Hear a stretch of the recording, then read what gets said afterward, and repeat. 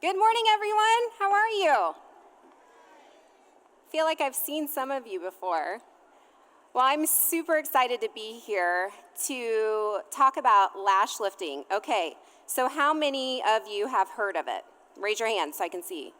Quite a bit. How many of you have Googled about it and you feel like it's hard to find enough information about it? Let me tell you, in doing research for this, and this is a service we perform in our spas, it was challenging because I wanted to research how all different types of lash lifts work and all the way different formulas are and what problems, contraindications they're having, but also what are the benefits, what are the results. And I feel like this service is still so new that we're still needing to learn so much about it. So I want to start off by introducing my assistants over here. So Abigail Tarr, right there, she is going to be our lash artist for the demo. And then the beautiful victim laying down is Alyssa, and she actually is our operations manager for Skin Perfect, and she has been brave enough to let her beautiful face be on camera and have these lashes rolled. So I know what we're going to do is we're going to put up, he's going to be able to put her face really big, sorry Alyssa, really big so you guys will be able to see what Abby is doing. Now, I want to give you a little information just about who I am. So my name again, Jaclyn Parasetsky. I am married into that name. So I was shepherd before, that was so much easier. My husband's Russian. And I think I've learned a really great work ethic from him. I have Color Me Perfect Cosmetics and also own Skin Perfect Spas. We currently have 3 spas and getting ready to open Skin Perfect University, which is going to be Skin Perfect MD, our medical spa, and then the university where we're teaching advanced aesthetics only.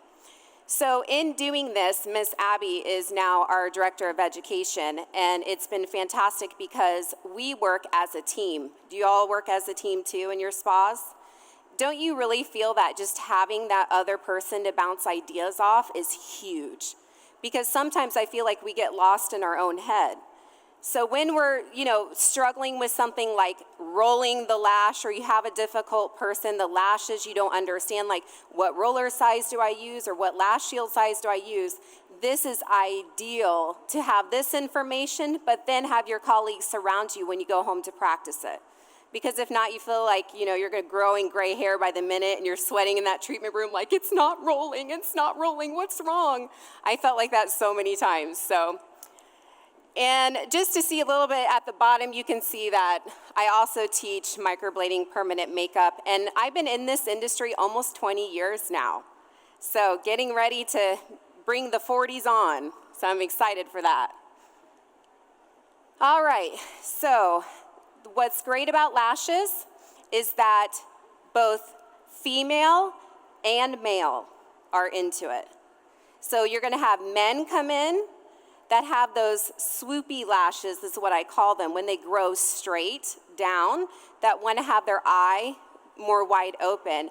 And then also hooded eyes, because hooded eyes, sometimes the lash is pushed down, so we can retrain the lash to be more up and open so the eyes look bigger and more wide open. Also, what's nice with lash lifting is it's getting a lot of social media coverage. Have you guys seen that? It's all over social media. Like, I mean, it's almost like what eyelash extensions were, but now there's a new kid in town. So it's like, I always say, it's like the lash procedures keep getting a lift, literally. So when you're thinking about beauty veterans that have been in the industry for so long, it's really fun because you can always add something new to what you're doing or you're learning. So for example, we have estheticians, we have cosmetologists, we have makeup artists, now we have lash artists, right? So you can specialize in lash artistry, or you can just add this service on to your spa as extra revenue. And you're going to sometimes draw in a different type of client for this service that later then can get into skincare and makeup or whatever other services that you offer. Is the point of entry is not as I would think sometimes they struggle with that confidence and they don't want to go look at their skin yet, but they will do their lashes. So that's a great way to start getting additional revenue into your spa. Okay, so what is a lash lift? So it is lifting each individual eyelash over a curved silicone form, now otherwise known as a lash shield. You know what I called it when I first learned it? Speed bump. That's what it looked like to me. It looked like a speed bump. And then I had to find the more professional wording, which is a lash shield. So we're adhering each individual lash to this lash shield, and you want to make sure that you're lifting it at the base. So now Abby here, you can see, she's rolling. Do you see how she's rolling up her lashes on this shield? And she's using a specific tool. Now, all lash companies sometimes are recommending tools. If you don't have a good lash lifting tool, it's very challenging because you really need something that's going to help you easily roll them up. One of the big challenges with this service is that if you're right-handed, you tend to roll towards you in the right way. Does that make sense what I'm saying? So when you're working on someone, you're working from behind, just like Abby is. Abby's right-handed. So when she works on that left eye, it's important that she's able to roll it straight back and be conscious of that. Because however you're rolling those lashes up onto that lash shield is how they will stay. So really be conscious that you're not pulling it in your direction, because then before you go to the perming or the setting solution, you need to come around the bed and check and see, is her lash rolled straight back and not to a side? I can't tell you how many people I've seen do that. But the right eye, if they're right-handed, is perfect. It's the left eye that looks like it's kind of going this way, okay? And the other thing is, too, always know no two eyes are the same, no two lashes are the same. The sets of lashes from right eye to left eye can be very different. So you can't expect one eye. Do you ever feel like you have one easy eye and one hard eye? Like when you're doing it, it's very true because each set of lashes is different from right eye to left eye. So you want to always think about those things.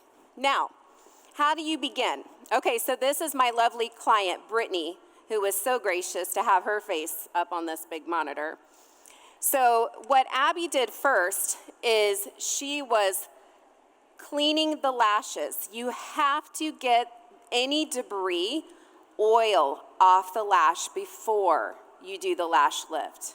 I can't tell you how many people, client walks in, they lay down, they start the process. Big problem, right? Because what do our lashes do, or our body does? It's always putting oils to lubricate our lashes.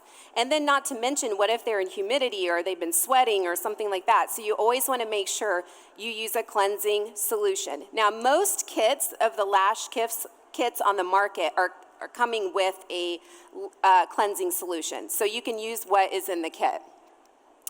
This is going to help you also get maximum penetration of the products. So cleanse, and make sure no moisturizing ingredients. Now, let me ask you this. If somebody is using a waterproof mascara every day, are their lashes going to be dry? Yes, very dry. So it's important that you have a consultation with your client, okay? You want to learn what mascara do they use, what eye products do they use. If you learn that, you're going to start to understand their daily habits, how their self-care works with their eyes. Are they taking their eye makeup off at night? If you do not ask these questions, you don't know what you're rolling. What would happen if you're going to roll brittle, dry eyelashes? They could break, right? Because they're weak. So you really want to make sure the lashes are in good condition before you start any type of process like this. So very, very important to have the consultation. So you can see in this image here, we're looking at the different sizes of the lash shields. So there's small, there's medium, there's large. I've seen some extra large. you're adhering this to the lid. Do you see how we have adhered it to our client's lid? Just like also how Abby has adhered it. Now, Abby is trying to do this process as I'm speaking so you guys can see the finished product. And then you can see it step by step in real life as I'm up here showing you some visuals. So roller size is really big. Now, the problem is people think that they don't understand the size and what type of curl you're gonna get or lifting. The smaller, the bigger the curl, okay? So that's different to think about. Now you gotta be careful with that because sometimes if you have somebody with hooded eyes or deep set eyes, you don't want them lifting back where it hits the brow bone or it's like bending from their lid.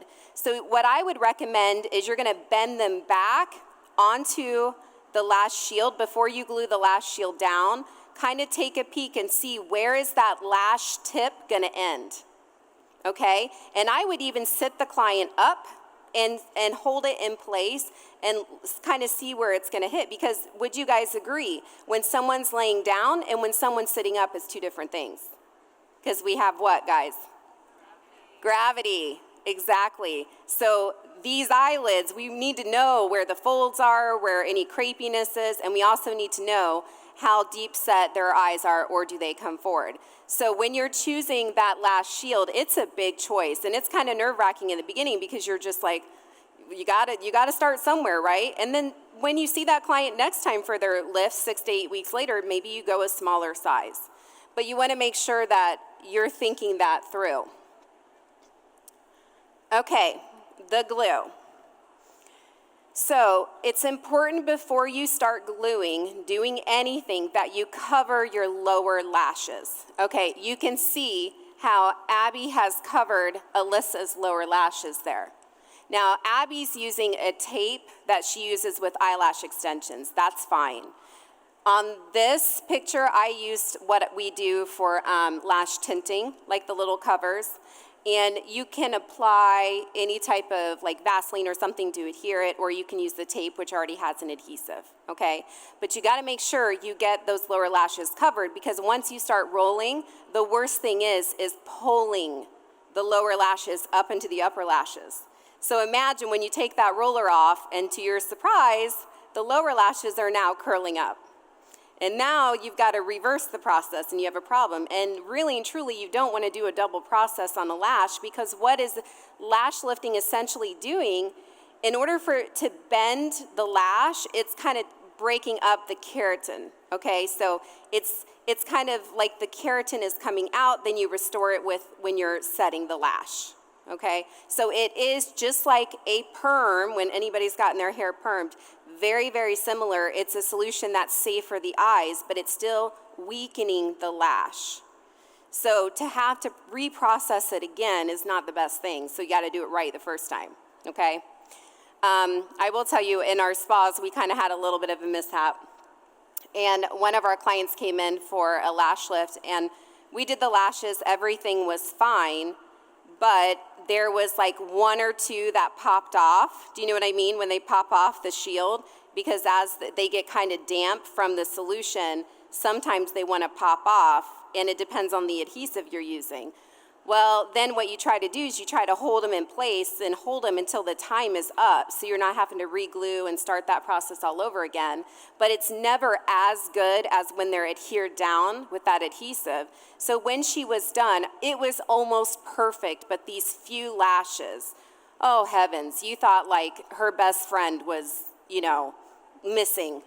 She was crying and carrying on because she was so upset these few lashes were not as curled back. And this was the first time this esthetician ever did the lash lift, and we gave her an introductory price, which I would recommend as you're learning it, okay? Because you got to do your education first. You got to go to your training class. Once you become certified, you may want to consider doing that introductory price, and that allows for mistakes and learning, right? Some of your best clients are the ones you learned on. They won't leave you. They'll come back. You have to learn on someone. And that way you're giving them a little bit of a discount, so if mistakes are made, you're going to be able to I think we re-rolled them like a few days later. And then we, of course, had her use like moisturizing keratin lash treatment, like almost like a clear mascara. That was a lash treatment. And that really helped rebuild the lash, get it strong before we actually did the lash lift again. And then, of course, the next time it was perfect because why? Her lashes were already easier to roll.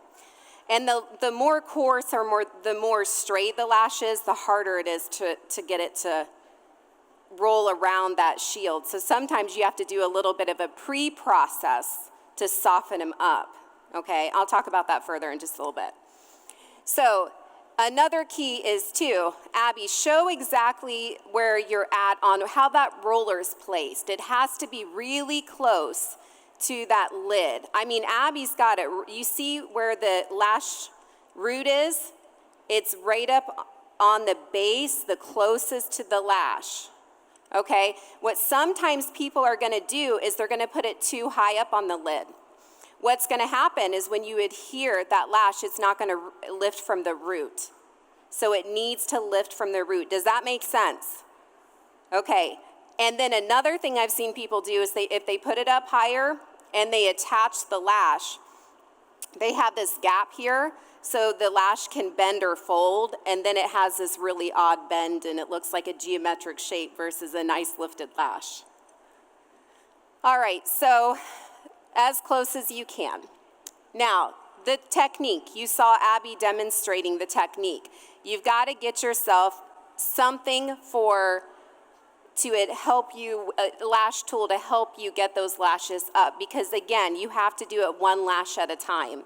You don't want to do it in groupings, because what happens is they end up crisscrossing, and then you're not going to have that like spread out lash lift look. So you're going to, after you've adhered that silicone shield to the lid, then you're going to apply the glue to the actual shield. That's when you start rolling the lashes. So what's very different is these shields aren't tacky. They're kind of rubbery, so you have to glue that down to the lid first. Then you apply more glue and start rolling your lashes. But you got to give it time to make sure it's adhered, because you don't want it moving. Have you ever worked on someone with like a lash tint and their eyes water just because they're very sensitive? Another thing that's helpful is once you apply that bottom to block the lower lashes, really look at their eyes and notice if they're so sensitive. Like their eye muscles twitching like crazy and they're starting to water. Those are the people you may not want to do, because them laying there that long for the lash lifting process and the fact that they're like literally having a panic attack inside. So don't have someone come in with a ton of coffee in their system right before the service. I'm telling you, it looks like their heartbeat, which is basically their muscle. All right, when you're going to be applying anything, you can also use micro swabs if you feel like you want something. Has anybody seen micro swabs? They're much smaller than a Q-tip, and they're easier for a lot of people to use because then it's softer as you're rolling the lash, where this is more metal. So be careful, be detailed, because the way you adhere the lashes, as I've said, is how they will look after the lift. So Abby, what process are you at right now? Okay, so Abby is lifting, so she has the lifting solution currently on Alyssa's eyes. So she's waiting for that to process. Now, let me ask you this. What happens if you apply too much glue? It's not going to penetrate, right? So you got to be really strategic and pay really good attention. Once you put that glue on that lash shield and you're anchoring that lash to come up, make sure it's tacky so they instantly stick. And then you're going to use that little point to kind of shift them or move them if you need to get them straight. But if you keep using more glue and more glue because you have certain stubborn ones, the challenge with that is most likely that perm solution or that keratin lifting solution, it's not going to penetrate through that glue, okay? So you want the glue on the underside of the lash but not on top of the lash. Does that make sense? Because that adhesive, I mean, it really does form a film. So I've had that happen too, where I felt like, well, I probably used a little too much glue because her eyelashes were stubborn, especially when you get those ones on the corners. The sides, I think, are really hard because sometimes it just depends on the way that the lash shield is. Okay, so for the solution. Now, when I did all this research to be able to bring you as much information as I could today, I realized that it really just depends on which company you're using for your lash lift supplies. So it can range from 12 to 15 minutes. That's the one that we are using. But then also I've heard people that the manufacturers, it's a 5 to 8 minute process. You have to follow whatever the manufacturer lash perming time is to a T. You need to make sure you time yourself on your cell phone. So as soon as that time is out, you're pulling it off. Even 1 minute more, 1 minute less is going to change this lift, okay? It's very, very important that you follow that time. Now, why is the range 12 to 15 minutes? Well, it depends on the thickness of the lash. Make sense? Just like hair, right? We know with tinting. Sometimes with tinting, we have to leave it on longer if their hair is maybe silver or they have a thicker hair because you want that penetration. So if their lash is thinner, you could probably leave it on maybe the 12 minutes. Again, we have companies out here that have told me their perming solution is 5 minutes. So really make sure you find that out. Once the solution has processed, and where are you at, Abs? Okay, you're gonna remove the perming solution with Q-tips, okay? Remove all of it as much as you can without getting those lashes to pop off the shield. And now Abby is applying the setting solution. So basically what the setting solution does, or neutralizing solution, it is freezing whatever the perm put in place. So again, that perming solution is kind of pulling keratin out so the lash bends, and then this is restoring and locking. I call it the locking solution, locking it into place. That solution is, again, for ours, the one kit we use is 12 to 15 minutes, but again, it depends on the kit that you're using, okay? When she's letting that now process, and so Abby, how long would you say this is typically taking you when you're doing a client? I would say anywhere from about 40 to 45 minutes. So she's saying, like, you know, majority of clients, as she's booking this service, it's about 40 to 45 minutes. And that's without the tint. You want to make sure when you're initially starting this service and you're booking, give yourself more time. The worst thing is, it's when you're rushed and you're sweating and you're like, oh my gosh, it's not rolling, or something's going on. I've had that happen to me as well. And when you're rushed and you're sweating, you're not as detailed and you're not as tedious doing as good of a job as you could. And then later on, you're probably gonna have to repeat the service and redo it. So just give yourself ample amount of time in the beginning, and then as you get better, you can cut down your timing to be more precise. So after she's done with this setting solution, she's going to apply the tint. Now, for demo purposes, we only have 6 minutes, so this isn't something we could do in this time frame here. But what happens with the lash is it's the easiest time to get really dark color in after you've done a lash perm or a lash lift, okay? Tinting solution penetrates very easily that lash, so it can get really nice and dark. So it can even, when you're timing out with your tint, so for example, if you're gonna tint without a lift, right? You follow the manufacturer's instructions exactly as is, and you do the tint. But if you're doing a chemical process prior, you might wanna leave that tint on a little bit less. Does that make sense? And even ask the company that you're using for tinting what they find is the best amount of time after a perm or lift to leave that tinting solution on. Because again, this is a process. You don't want to over-process the lashes, okay? Make sense so far? Okay. Now, this is our client after. So Miss Brittany, as you can see, her lashes are nice and fanned up. The tint was removed completely. Now, with Brittany, believe it or not, her lashes were dark to begin with, so she really didn't need a whole lot of tinting, but her lashes were long. You know those clients that they look like feathers? Their lashes are so long. That's how her lashes were. And it was interesting because it was so shocking for her when she saw the mirror, because she was so not used, she was always used to those lashes laying down. And she said it was almost like a little covering to her vision. So when they were lifted, she could see so much wider, and peripheral vision and everything was better. I said, oh, to be so lucky to have lashes like that. You know how many of us pay big money to have lashes like that? And she has them naturally. So once you're going to take off your tinting solution, okay, you're going to try to use your damp Q-tips to try to remove as much as you can. And then you're going to slowly start to undo the shield. And this process, you have to be really careful because you want to take your time. And as you're undoing it, which exactly what Abby is working on right now. See that timing? Look, girls, that's perfect. Men and women out there. She's starting to, look how she's using the spoolie brush to try to unanchor the lashes.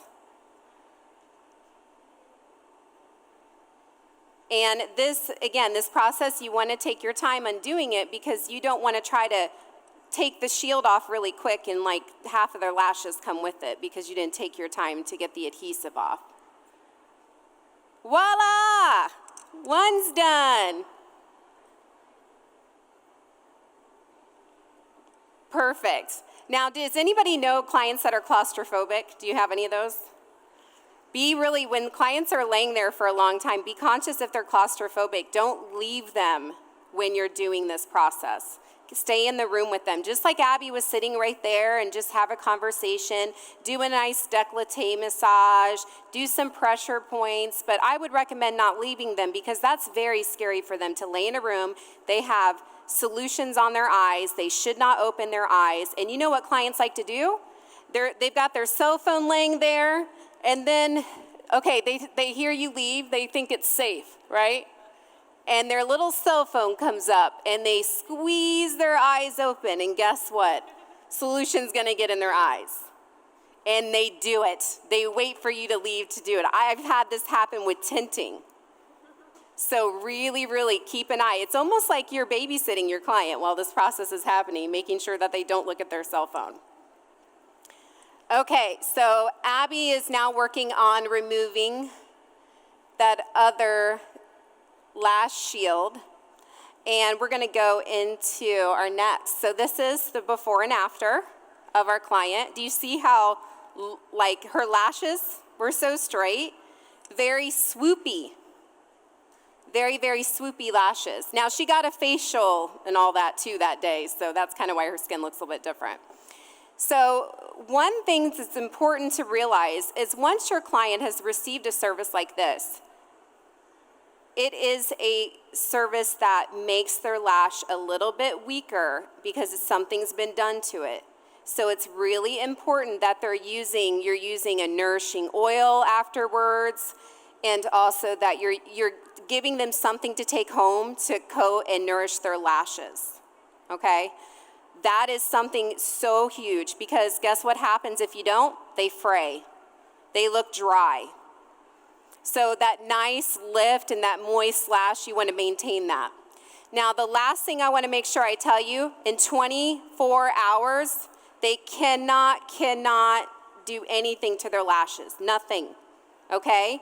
Watch how they sleep. Even if they sleep funny, their lash is going to bend because it takes 24 hours for it to be completely set. All right, let's look. Yay! That looks awesome. What do you guys think? Give Abby a hand. Awesome work. Did you learn a lot? Awesome. Well, please let us know if you have any questions.